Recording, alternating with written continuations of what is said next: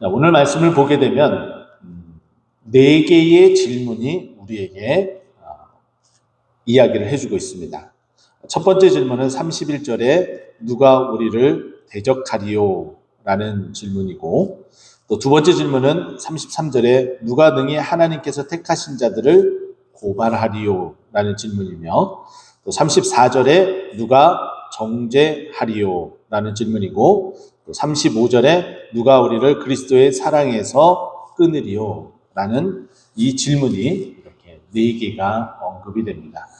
이 질문에 대한 답을 해주고 있으면서 결론적으로 이 모든 것에 대한 답 하나로 통일되는데, 그것이 39절 마지막에 하나님의 사랑이다 라고 우리에게 설명을 하죠. 그러면 구체적으로 그 사랑을 어떻게 표현하고 어떻게 풀어가는지 우리 함께 살펴보도록 하겠습니다. 첫 번째 질문을 보게 되면 우리가 무슨 말을 하리요? 만일 하나님이 우리를 위하시면 누가 우리를 대적하리요? 라고 말합니다. 먼저 전제 조건은 하나님이 지금 우리를 위하고 계신다라는 그 전제 조건에 먼저 기인을 하고요.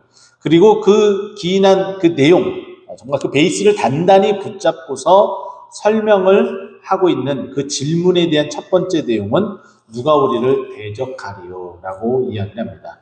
여기서 대적이라는 이 표현은 좀 쉽게 평상시에 쓰는 단어는 아닙니다. 하지만 성경 속에서 사도 바울이 쓰고 있는 이 대적하는 자들에 대한 표현을 살펴보게 되면 다른 교회에 있었던 대적하는 자들이라는 표현 속에서 그것을 찾아볼 수 있는데, 데살로니가 후서 2장 4절 말씀을 보게 되면은 대적하는 자라는 표현이 나오게 됩니다. 근데 그 대적하는 자, 그들이 대적하는 자들인데 그 대적하는 자들이 누구인지 2장 3절에 언급을 하고 있어요. 그러면 이 대적하는 자들이 누구인지 나오게 되는데 멸망의 아들이다라는 표현을 쓰고 있습니다.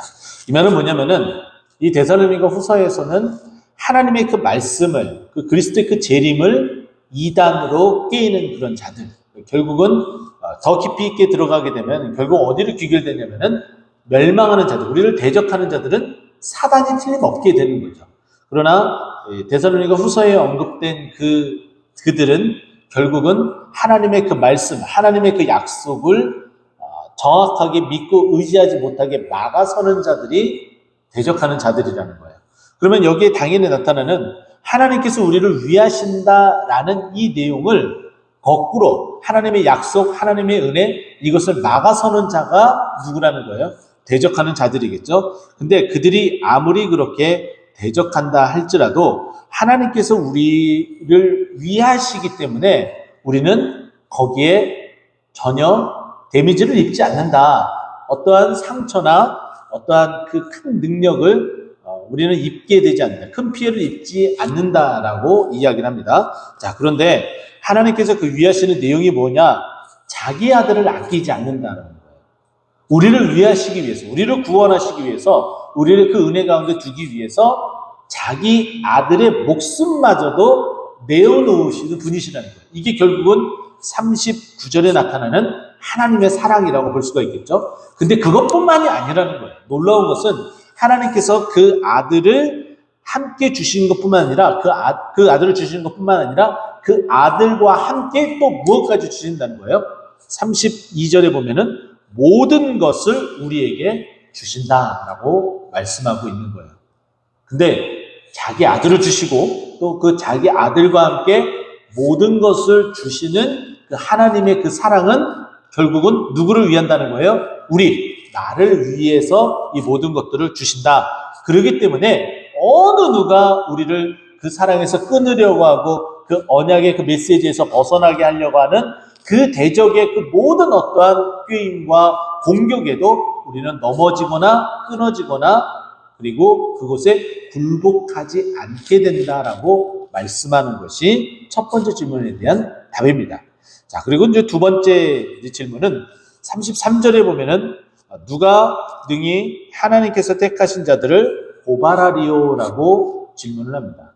늘 끊임없이 우리를 고발하고 있어요. 무엇으로요? 율법으로요. 무엇으로요? 우리 양심을 통해서 자꾸 우리에게 속삭이는 거예요. 죄책감이 바로 이런 것이라는 거예요. 죄를 인지하는 것과 죄책감은 전혀 다릅니다. 죄책감으로 인해서 자기 자신을 움츠릴 수 있지만 죄를 인지하고 그것을 가지고 하나님께 나오는 것은 당연히 우리가 해야 될 일이지만은 그 죄책감에 의해서 벗어나지 못하고 그러면 내가 그렇지라고 이야기하며 자기 자신을 계속해서 죄 가운데 머물게 하는 것은 굉장히 큰 우리의 잘못인데 그것을 사단은 계속해서 우리를 공략하고 공격한다는 거예요.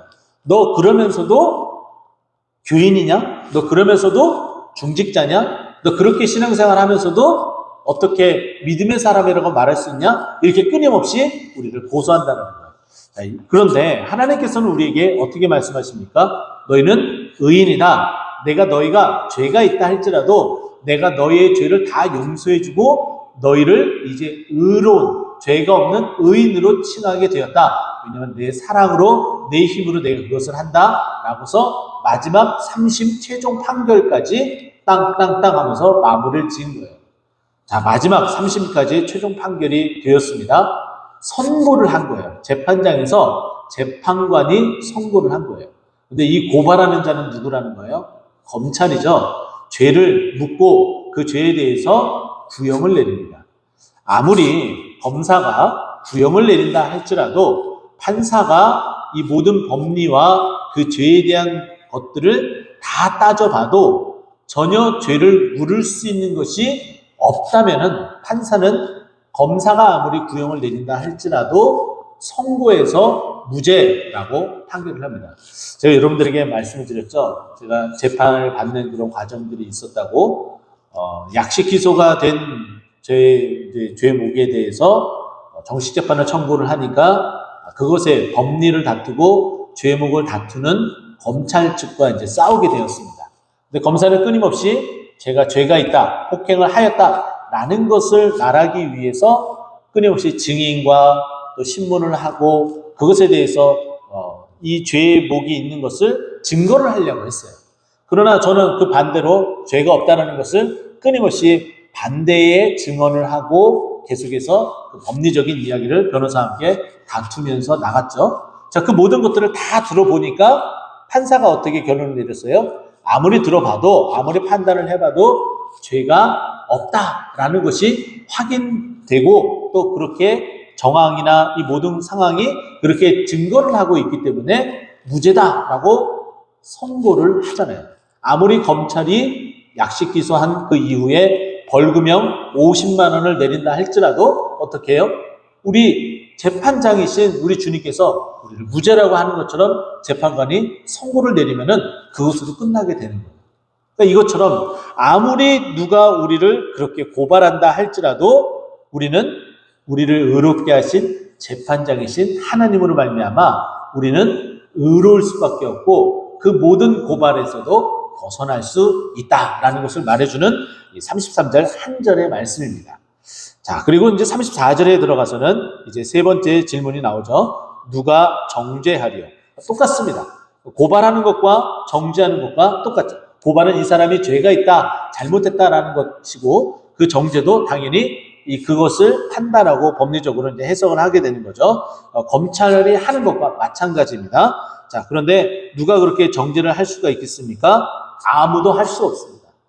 심지어는 우리를 위해서 우리가 죄가 있다는 걸 다 아시고 용서해 주시는 그 그리스도마저도 여기 34절에 보면은 전혀 우리를 정죄하지 않으신다라는 거예요. 제가 여러분들에게 그런 이야기를 해드리죠.